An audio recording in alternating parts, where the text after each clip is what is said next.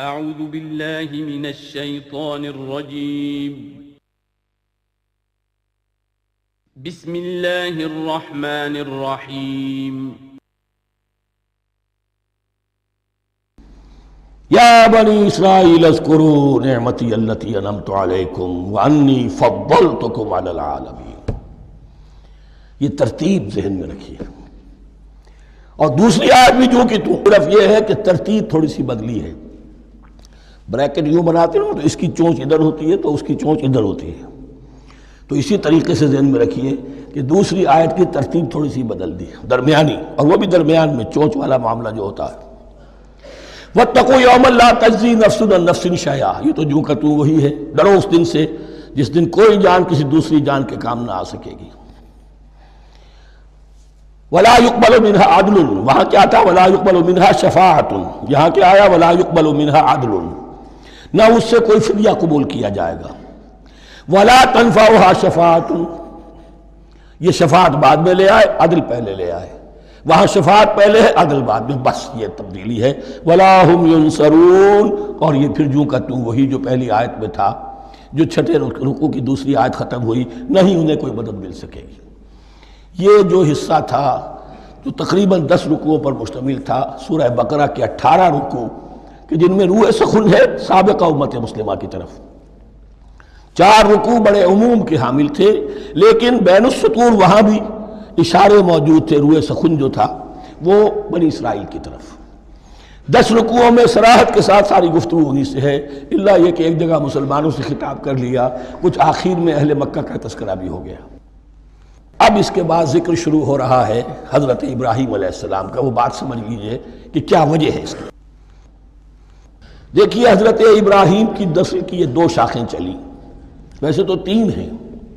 عام طور پر لوگوں کے علم میں ہے کہ 2 بیویاں تھیں. حضرت ہاجرہ سے حضرت اسماعیل پیدا ہوئے، بڑے تھے. حضرت سارہ سے حضرت اسحاق، ان کے بیٹے یعقوب، یعقوب کے 12 بیٹے بنی اسرائیل. حضرت اسماعیل کو حضرت ابراہیم نے آباد کیا خانہ کعبہ کے پاس لا کر، بواد غیر ذی زرع، تو وہاں یہ جو ایک نسل چلی. لیکن نبوت جو ہے حضرت ابراہیم کے بعد حضرت اسماعیل کو تو ملی، اس کے بعد مسلسل یوں سمجھیے کہ تقریباً 3000 کا فصل ہے سالوں کا کہ کوئی نبوت اس شاخ میں نہیں آئی. نبوت کا سلسلہ چلا دوسری شاخ میں، حضرت یعقوب، حضرت اسحاق، حضرت یعقوب، حضرت یوسف، چلتے جائیے. اور پھر حضرت موسیٰ اور ہارون سے شروع ہو کر حضرت عیسیٰ اور یحییٰ تک 1400 برس مسلسل.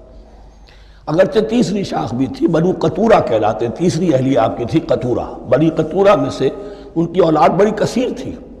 ان میں سے ایک مدین تھے، مدین یا مدیان، ان میں حضرت شعیب کی بعثت ہوئی تھی.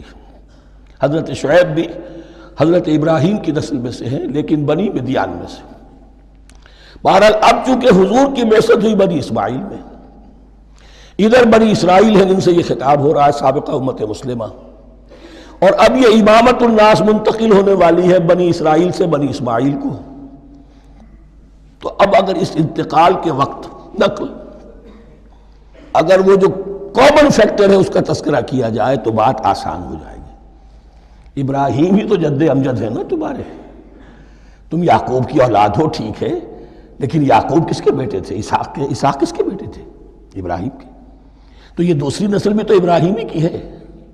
اس حوالے سے ان کے لیے سہل بنایا جا رہا ہے کہ بات کو سمجھو. یہ صرف یہ ہے کہ 2 پیڑھی اوپر جا کر مل گئے اور لانا خیر سنا.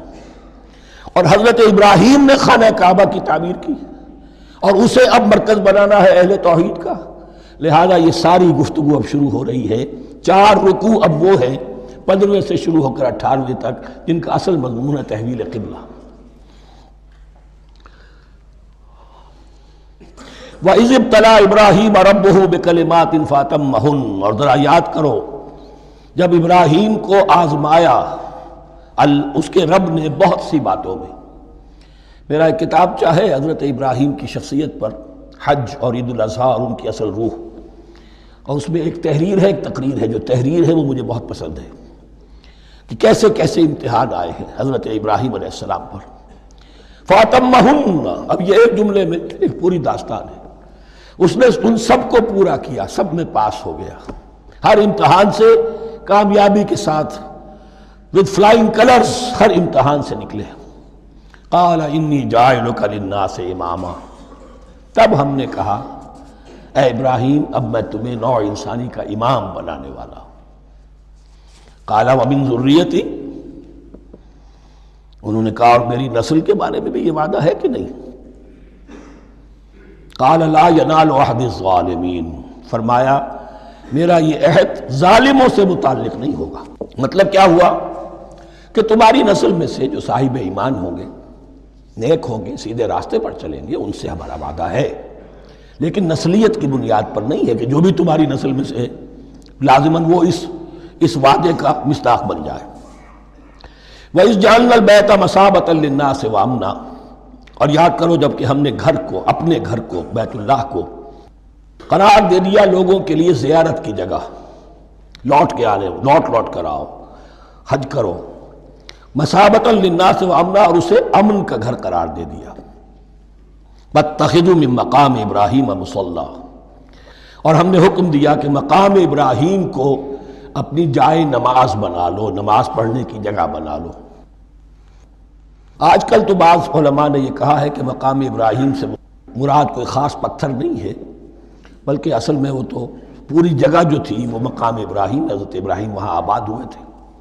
لیکن صحیح بات وہی ہے جو ہمارے سلف سے چلی آ رہی ہے، روایات پختہ ہیں اس کے بارے میں کہ جس طریقے سے حجر اسود جنت سے آیا ہے، ایسے ہی یہ بھی ایک پتھر تھا کہ جو جنت سے لایا گیا حضرت ابراہیم کے لیے جب وہ تعمیر کر رہے تھے. کوئی اور ذرائع تو ابھی تھے ہی نہیں، اس کے اوپر وہ کھڑے ہوتے تھے اور یہ پتھر ہی اونچا ہوتا جاتا تھا خود.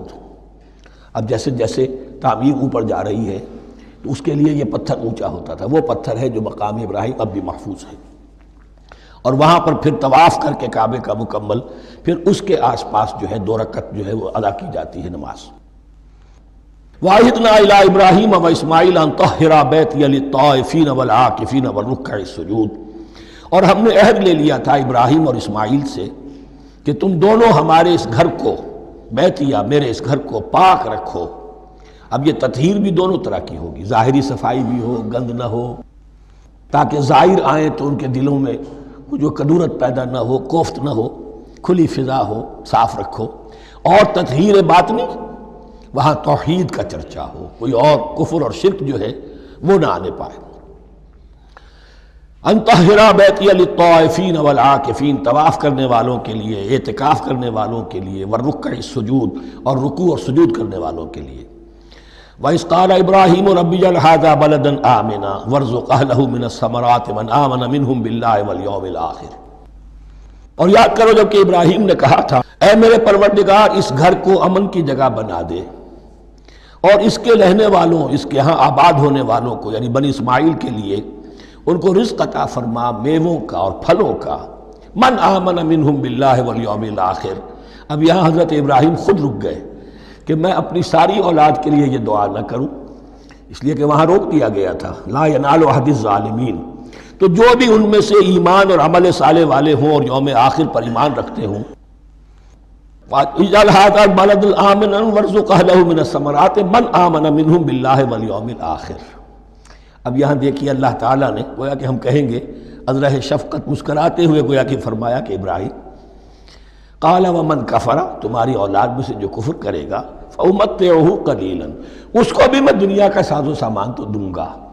امامت میں شامل نہیں کر سکتا، لیکن یہ کہ دنیاوی طور پر مال و متاع جو ہے وہ ان کو بھی میں دوں گا. ومن کفر فأمتعه قلیلا ثم اضطره الى عذاب النار، ہاں پھر اسے کشاں کشاں لے آؤں گا جہنم کے عذاب کی طرف. وبئس المصیر، اور وہ بہت ہی بری جگہ ہے لوٹنے کی.